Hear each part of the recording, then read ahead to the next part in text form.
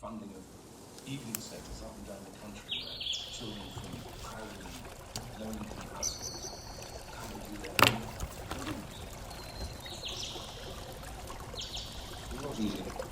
Quick context to this all.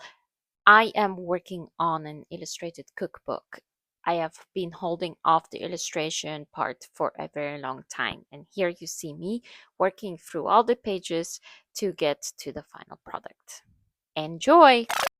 Okay, like every spread, I start with the sketches. Here you already see some of the pencil sketches, and you will see me trace them as well. It helps me to kind of practice, to check if the layout is something that I like, if elements maybe need to be changed. You will see that it does not end up looking like this because I do make changes when I draw it. Sometimes I draw it in different proportions and then it doesn't turn out like this.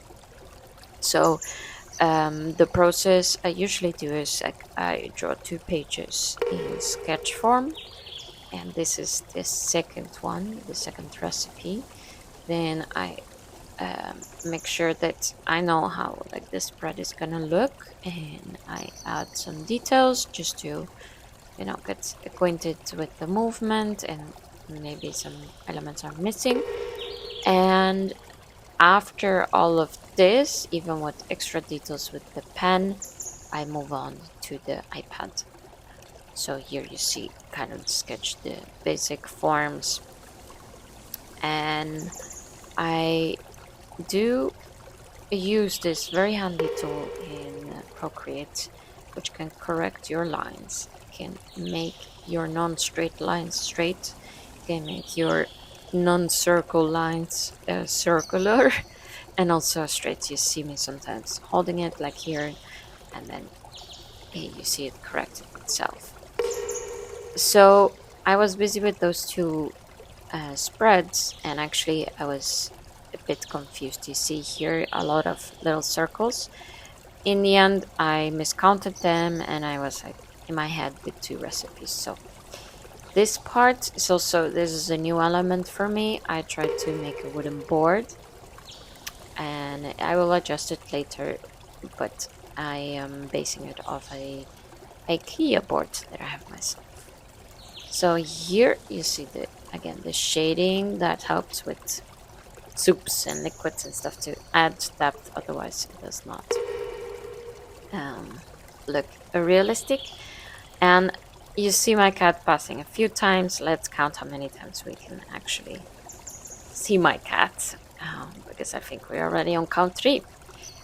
So here you see mainly the details. I really start from like the baselines, then I add in like the main parts, and then I start with a bit of shading and highlighting.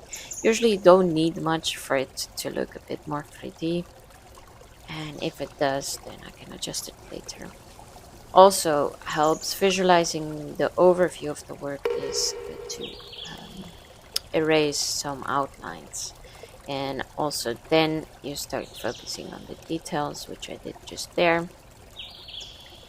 All the little spices I like to add in little dishes. And in my first onion of the day, here you slowly see all the buildup of the spices. I will not spoil anything, and most of them are a bit bigger this time, but it's still hard to kind of make them recognizable. They probably still don't look super recognizable, but it's the overall that counts. Here you also see that I kept the outlines. Here you see me remove one. It's a miscounted. And here comes in the detailing of the little parts. It always takes much longer than you think because it's precision. You can see that I fuck up the erasure quite often because it's hard to erase a straight line, and details on the onion.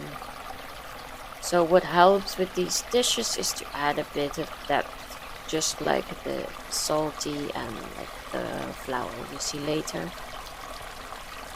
Here I add some elements that are in the dish or for garnishing, just to give a little hint. Yeah, this one particularly is with walnuts. I've never drawn walnuts before, so here I attempt to make them look realistic with some detailing.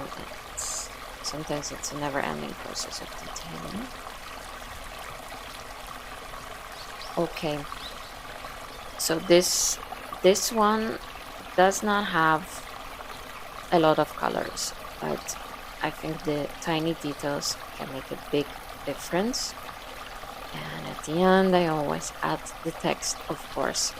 So moving on to the second one, I wanted to speak about how I lay out these things. So I always draw the dish in the middle because I work with them as if they are spreads.